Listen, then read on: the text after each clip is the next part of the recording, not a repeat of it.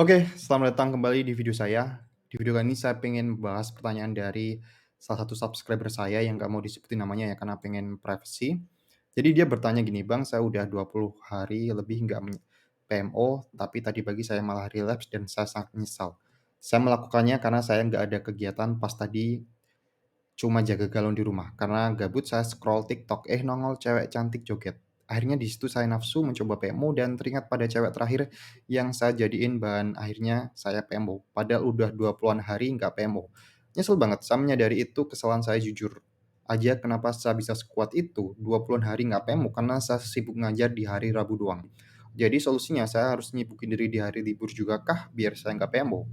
Ya tentu saja kamu harus menyibukkan diri. Tapi gak cuman menyibukkan diri, kamu harus punya sebuah strategi untuk menghadapi kegabutan kamu. Nanti saya akan jelaskan di situ. Tapi sebelumnya saya pengen bahas tentang soft porn.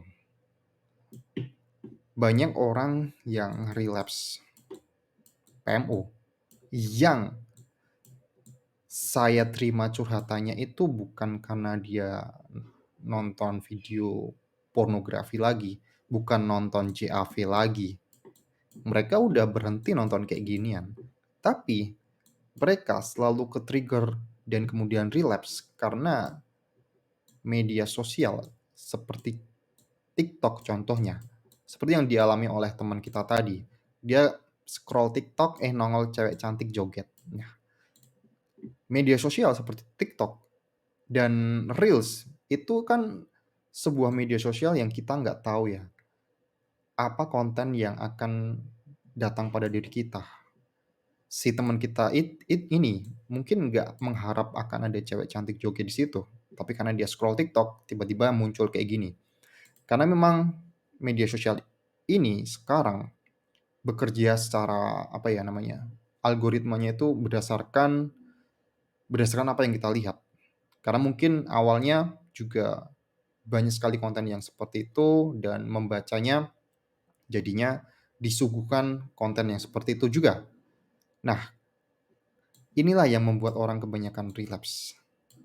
Bukan karena ini, tapi karena media sosial seperti TikTok. Dan yang harus dipahami adalah kadang sesuatu yang membuat kita gagal itu bukan karena kita melihat itu sesuatu yang berbahaya, tapi karena kita terlalu meremehkan akan suatu hal. Mungkin kita meremehkan media sosial karena berpikir, "Ah, cuman media sosial doang nggak apa-apa, yang penting nggak nonton pornografi." Tapi faktanya banyak orang relapse gara-gara media sosial, gara-gara TikTok, gara-gara Reels, gara-gara Facebook, gara-gara thumbnail YouTube. Nah, ini bahayanya konten yang soft porn ini. Memang nggak buka-bukaan, nggak sampai berhubungan seksual. Seperti konten media sosial joget-joget saja, ini udah cukup untuk men-trigger orang untuk relapse. Nah, bahayanya kan di situ ya. Bahayanya konten yang soft porn kayak gini. Ini justru lebih berbahaya, justru lebih harus diwaspadai. Nah, sekarang kita akan beranjak ke pertanyaan kenapa teman kita tadi itu menyesal. Karena saya paham bahwa dia udah dapat 20 hari dan dia relapse karena sesuatu yang bukan dia mau. Dalam artian bukan dia mau gini. Awalnya teman kita ini nggak ada punya masalah dengan urge atau nggak punya masalah dengan dorongan seksualnya. Dia fine ya. Dia fine, tapi karena dia gabut, kemudian dia buka TikTok, akhirnya yang tadinya dia itu nggak ada masalah dengan dorongan seksualnya, dia akhirnya ke-trigger juga dan relapse. Nah, yang bikin dia semakin nyesel itu adalah karena dia udah 20 hari, kemudian posisinya awalnya tuh dia biasa saja, nggak ada dorongan seksual, nggak ada dorongan biologis. Tapi gara-gara ini, media sosial ini, dia akhirnya relapse. Dan saya paham perasaannya seperti apa. Ada dua orang yang ada dua tipe relapse ya bagi kebanyakan orang.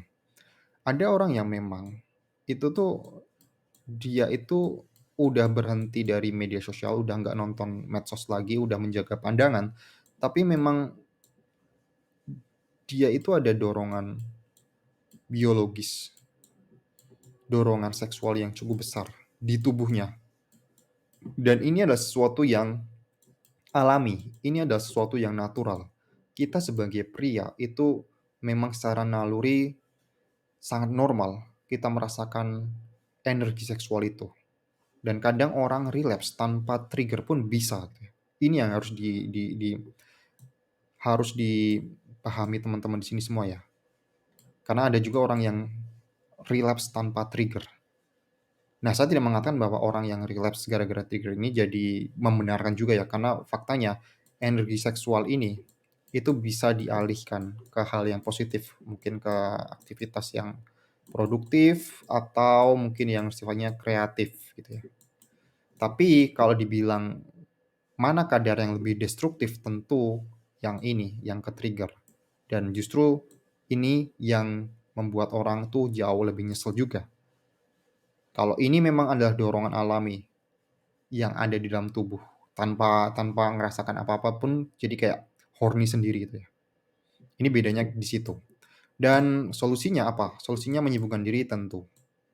Tapi ini juga butuh strategi yang sangat sangat ini ya, sangat bijak ya. Karena gini, kalau kamu berpikir bahwa hari libur kamu juga harus kerja gitu ya, yang ditakutkan itu kamu jadi capek, kamu jadi stres, kemudian kamu kembali lagi pada siklus PMO. Karena banyak sekali kan trigger untuk PMO, tidak hanya cuman gabut doang, tapi stres juga iya. Stres banyak pekerjaan kan juga juga bisa kan. Itulah fungsinya libur juga. Jadi kamu harus bijak-bijak, jangan terlalu obsesi hanya gara-gara pengen menghindar dari trigger PMO, kemudian kamu mengambil semua pekerjaan, bahkan hari libur pun ditabrak, kamu nggak punya jam istirahat, dan itu berdampak pada mental kamu, berdampak pada fisik kamu jadi stres, akhirnya kamu PMO. Itu ya harus dipertimbangkan ya, menyibukkan diri. Yang lebih pengen saya tekankan di sini adalah ketika kamu gabut, kamu tuh udah punya strategi apa gitu loh. Karena gini, dalam sebuah habit, pola habit loop, itu selalu ada trigger gitu ya, ada selalu isyaratnya. Seperti yang disebutkan di bukunya Charles Duhigg, The Power of Habit. Jadi ada cue, ada apalagi trigger, terus kemudian ada respon, kemudian ada reward.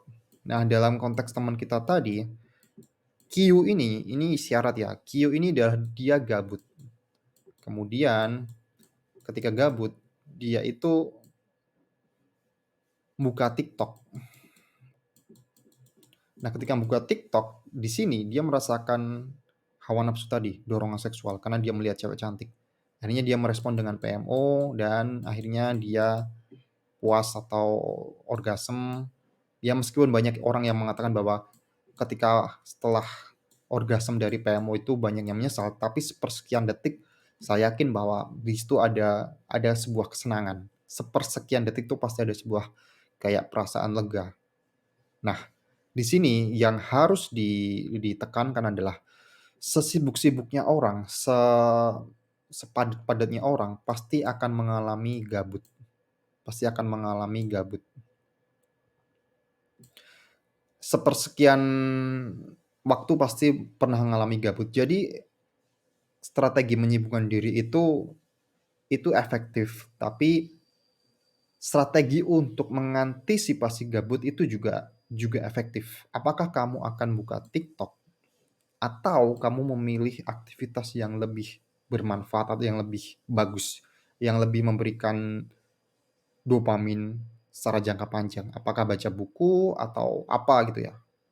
Itu kan jauh lebih sehat dibandingkan buka TikTok gitu ya, scroll TikTok.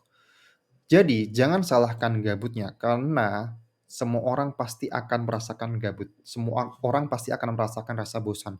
Semua orang akan merasakan rasa sedih. Itu udah pasti. Mau bilang orang se-happy apapun, pasti pernah merasakan rasa sedih juga. Pernah merasakan rasa kesepian juga. Itu nyata, itu real. Tapi bagaimana respon kita terhadap rasa sedih tersebut, rasa kesepian tersebut, itu yang lebih penting. Bukan kemudian kita tuh mengalihkan pada media sosial. Jadi untuk gabut ini memang sesuatu yang nggak bisa kita hindari. Ini harus dipahami terlebih dahulu ya. Tapi responnya itu yang jauh lebih lebih lebih penting. Nah, yang terakhir adalah yang pengen saya ucapkan di sini, yang pengen saya sarankan kembali lagi adalah pertimbangkan untuk hapus TikTok. Kalau kamu itu menggunakan media sosial ini hanya secara pasif, dalam artian kamu nggak menggunakan ini untuk mungkin kamu punya bisnis galon tadi, untuk promosi galon atau apa, kamu tidak menggunakan TikTok untuk itu, saya sarankan untuk pertimbangkan hapus TikTok. Karena ya udah banyak kasus orang yang ke-trigger gara-gara TikTok dan udah sangat sangat sangat sangat layaklah TikTok itu dihapus dari handphone kamu. Pilih aplikasi yang lebih bermanfaat. Ini dengan catatan bahwa kamu itu tidak menggunakan TikTok untuk sesuatu yang produktif ya, untuk promosi atau mungkin untuk personal branding, untuk belajar atau untuk pekerjaan. Kalau kamu secara pasif hanya pasif saja, menurut saya mendingan hapus TikTok. Udah nggak worth it lah. Apalagi kamu tuh konsum konten yang tidak ada habisnya. Kamu scroll TikTok itu nggak akan ada habisnya. Infinite scroll. Bener-bener infinite scroll dan kamu nggak tahu apa yang akan muncul di layar handphone kamu. Bener-bener kayak mesin slot judi lah. Karena mesin slot judi itu kan kita nggak tahu ya, apa yang keluar itu. Dan ini bekerjanya itu sama persis dengan mesin judi. Jadi kayak kenapa kita ketagihan dengan mesin slot, karena otak kita itu suka sesuatu dopamin yang mengantisipasi suatu hal. Nah, sama halnya dengan media sosial. Kita tuh kita scroll, kita mengantisipasi, kita berharap konten apa yang akan muncul gitu ya. Karena itulah dopamin sebenarnya itu ada di situ. Ketika kita kita mengharap suatu konten itu apa gitu ya. Oke, jadi itu yang mungkin saya bisa sampaikan di video kali ini. Semoga sedikit menjawab apa yang kamu resahkan tentang journey PMO kamu. 20 hari udah keren banget. Jadi jangan jangan menyesal-nyesal banget lah. Nyesal dikit tapi lanjut. Jangan kemudian kamu merasa, "Ah, Novap ini udah nggak worth lah, udah